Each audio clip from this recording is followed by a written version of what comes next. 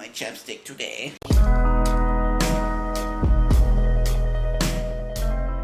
What's going on, guys? Welcome back to the channel. Hope that you're having a great day. Thank you for clicking on this video and being here. My name is Justin, and today we are listening to Kate Bush with her song Egypt off of her album Never Forever, released in 1980. A long time ago, my friend and I were planning to actually go to Egypt. It's a place I've always wanted to go, but some stuff started happening over there with his family and stuff, so we were unable to go. But maybe one day I'll get to go there. I've always wanted to go there. Last time we had listened to All We Ever Look For, and listen, this is why I'm so thankful for you guys, because I went into describing what I heard with all the different open doors and doors closing and stuff like that. Apparently I was completely wrong, which honestly, I don't mind. That's kind of the fun, right? I kind of have my own thoughts, and if there's a different thought or a different meaning and interpretation, I love reading it, especially if it's what the artist intended. So you guys were talking about the first door, if I remember correctly. I think I might have said it was rain or something. Honestly, I don't remember. But you guys said it was chanting from Hare Krishna. Oh my God, I don't even know. Hare Krishna, which, gotta be honest, never even heard of. That's what I mean. I really do learn a lot from you guys, because through all the comments, oh, okay, now I know what this is, and now I understand this. So I appreciate you guys. I mean that with the utmost sincerity. I do appreciate that when you either give me more information or correct me or whatever it may be. That's what I want out of this channel. So let's get into it. Egypt, Kate Bush. Sit down, relax, and let's travel the sands of time.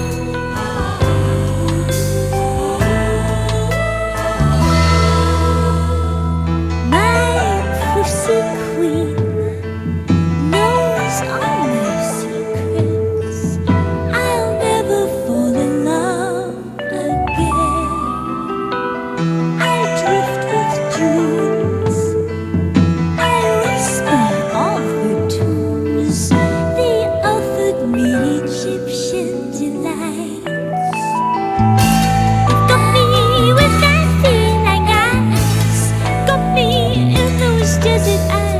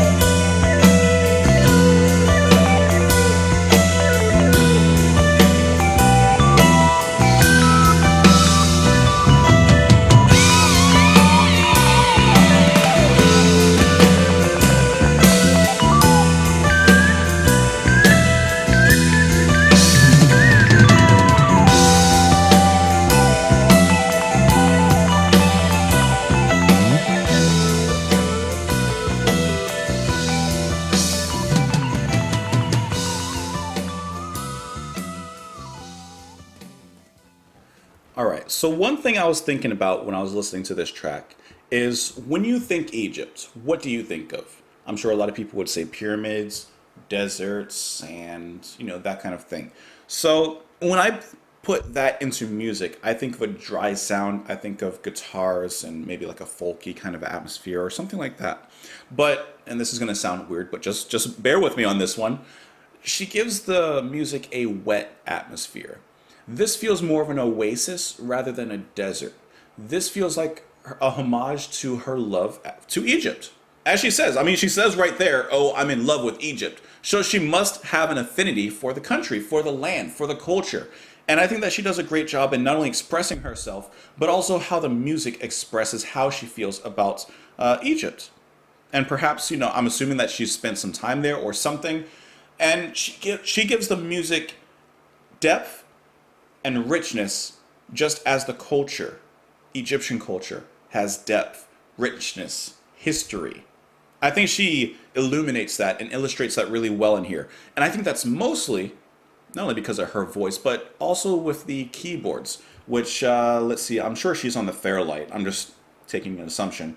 But we also have Max Middleton on Fender Rhodes and Mini Moog. So I think that Kate and Max specifically add that wetness to the track. Like I said, I know it sounds weird, but it's just what I was thinking. It feels like, actually, now I'm thinking about it, the Nile, as she mentions in the beginning of the song, it feels like the Nile coming through and cutting through the desert. And on each side, that's where the fertile land is. That's where blossoms bloom and that kind of thing. And she does a great job in the music in displaying that. I love the drums and the percussion as well, because it is the type of drum pattern that I would think of in here. Just very simple, very solemn. There's a distance to it, so that's really nice in the production realm of this. And actually coming back to that Moog, we get a little bit of a solo here near the ending. Like, how beautiful does that sound? It actually sounds like the river cutting through the desert here. Also, if I can just make mention of that specific moment, doesn't that, if you just take that like out of context, doesn't that sound like it could be in like a prog song? Kate is progressive. That's like part of her whole thing. Like, she is not afraid to experiment, to try new things. She absolutely has her own unique sound, and she's not afraid to progress it, as we've heard on later albums, especially with the Dreaming, So I just think that that's really cool. You even get some whispery chants later on in the song. I have no idea what they were saying. I couldn't make them out. Maybe, and I didn't see them in here in the lyrics either, so I'm not sure what what was being said there. But this song just sounds like, as I mentioned, Kate is expressing her love for the country here. And if I get into the lyrics here, she says, follow the Nile deep to much deeper. The pyramids sound lonely tonight. The sands run red in the lands of the pharaohs. Their symmetry gets right inside me. So she's describing how it affects her. I cannot stop to comfort them. I'm busy chasing up my demon. I cannot stop to comfort them. I'm busy chasing up my demon. Oh, I'm in love with Egypt. So is it perhaps, I'm just trying to reach out here, is it perhaps she's so in love and she wants to spend more time there, but she's chasing her demon? What could that mean? Perhaps that is her making her music. A lot of people most people, I would assume, put a lot of themselves into their music. That is their form of expression. So her chasing her demon, she's busy with her music, and she can't spend time where she wants to in Egypt. I don't know. I'm reaching, right? And then as we get into the second half of the song, she begins to compare Egypt to a cat. She says, my pussy queen knows all my secrets. I'll never fall in love I'll never fall in love again. I drift with dunes. I whisper of the tombs. They offer me Egyptian delights. She's got me with that feline guise. Got me in those desert eyes. Repeats that. Oh, I'm in love with Egypt. So when you think of a cat, and I have one, they have a habit of just like staring at you, right? And if I remember correctly, ancient Egyptians attributed divinity to the cats, like they were gods, basically. I think something like that. And yeah, so she's saying that like a cat, Egypt and the history, the people, the culture, everything like has her in their sights. She's got me with those desert eyes. And when I think of a cat with, desert eyes, yellow, amber colored eyes, it's beautiful. So I'm thinking that she's just enraptured by it. So That's at least what I'm getting out of it. I'm reading on Kate Bush Encyclopedia, and it says she described the song as an attempted audio animation of the romantic and realistic visions of the country. Right? Oh, and actually, something I just thought of, because there's a picture of the Sphinx here. Her attributing those feline qualities to the country makes sense because of the Sphinx. Duh. The song is very much about someone who has not gone there, thinking about Egypt, going, oh, Egypt, it's so romantic, the pyramids. Then in the breaks, there's meant to be the reality of Egypt, the conflict. It's meant to see, or it's meant to be how blindly we see some things. Oh. Oh, so I was maybe a little off then. Interesting. There's always a little bit of a twist with Miss Bush. So, fantastic song. Let me know what you guys thought of it. Join me in the comments on Twitter, all of that fun stuff. Hope that you enjoyed your day as well. Thank you for being here, and I'll talk to you tomorrow. Bye.